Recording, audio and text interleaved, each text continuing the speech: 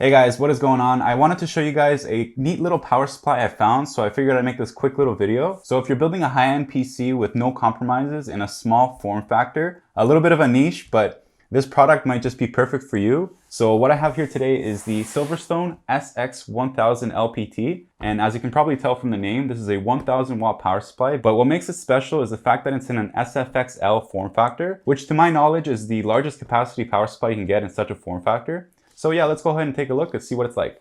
All right, so before tearing the box open, we might as well take a quick look and see what's on here. So we got a picture of the power supply and then not much else. On the back is what you really want to see. So on the top here, we have the specifications. As you can tell, it's an 80 plus platinum power supply and it reaches peak efficiency at around 50%. So roughly 500 watts, which is perfect for a high-end system. It's got all Japanese capacitors and it actually has a fan curve built in. So it doesn't spin up until about 200 watts. And then it gradually goes up. So that's really cool if you want to build a silent system. And then you got a single 12 volt rail and the cables, of course, as you can see here, which we're going to take a look at. Now I just got this power supply, but mine doesn't have a seal on it.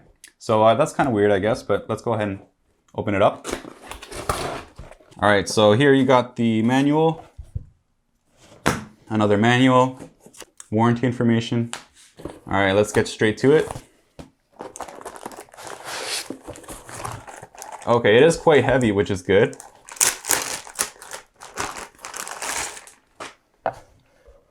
All right, so here it is. It actually looks pretty nice in person. It's all blacked out. So this is a 120 millimeter fan, which is actually really cool that they managed to squeeze that in here. This is the SFXL form factor. So it's basically the same width as an SFX, but it is a little bit longer, which should still fit in most of your builds. Now, this is the version 1.1.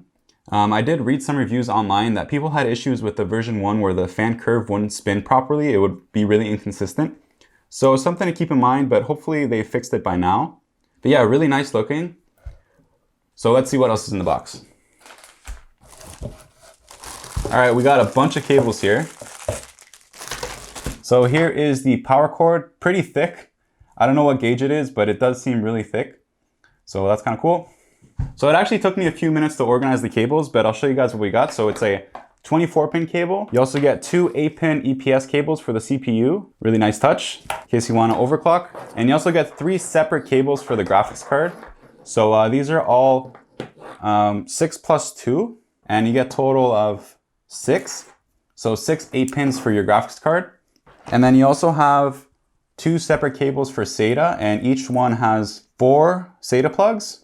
And lastly, you also get a Molex, and of course, the most importantly, you also get a floppy power. And that's about it in terms of the cables. Now, I must say, even though I like the power supply so far, even though I haven't tested it, I'm not really a fan of the cables. Like I mentioned earlier, if you're going to be getting this power supply, you're probably a really high-end enthusiast, and you're probably going to want to show off all your components. It is quite an expensive power supply, and I would hope they would include sleeved cables. So for myself, I'm going to add an extra $100 just for the price of buying the sleeved cables. But let me show you guys an example here.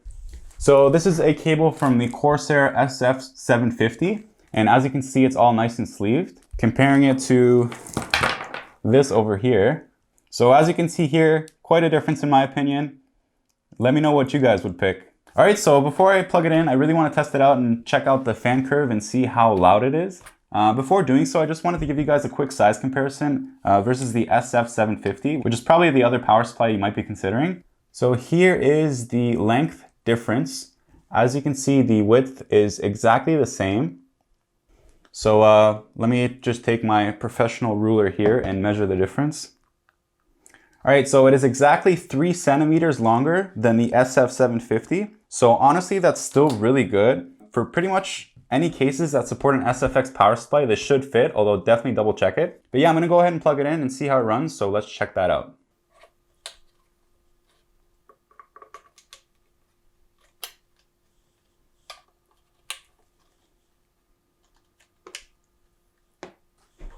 All right, so I apologize for the mess, but I have the power supply set up here. I'm gonna boot up into Windows and run a game, and I also have it plugged into the wattage meter here. So let's see when it starts spinning up. So the system I have here is an RTX 3090 and a Core i5. Now, just the graphics card alone is definitely gonna pull some serious wattage. We're running idle at about 150 watts, just below that 200 watt threshold. So I'm gonna click on play now and let's see what happens. All right, so the game is loading up. I don't see any difference in wattage yet. Oh, we just hit 230, and there it is. The fan is starting to spin up. So in between 200 and 300 is kind of the threshold it starts spinning up at. So I'm in the menu right now, and we're at about 400 watts, so it's definitely getting used up there. Let me see if I can hear it. I mean, it isn't loud by any means, but it's definitely audible. Okay, so I've been playing some Doom here. We're at around 420 watts or so. So let's see what it sounds like. I'm just gonna put my microphone right up against the fan.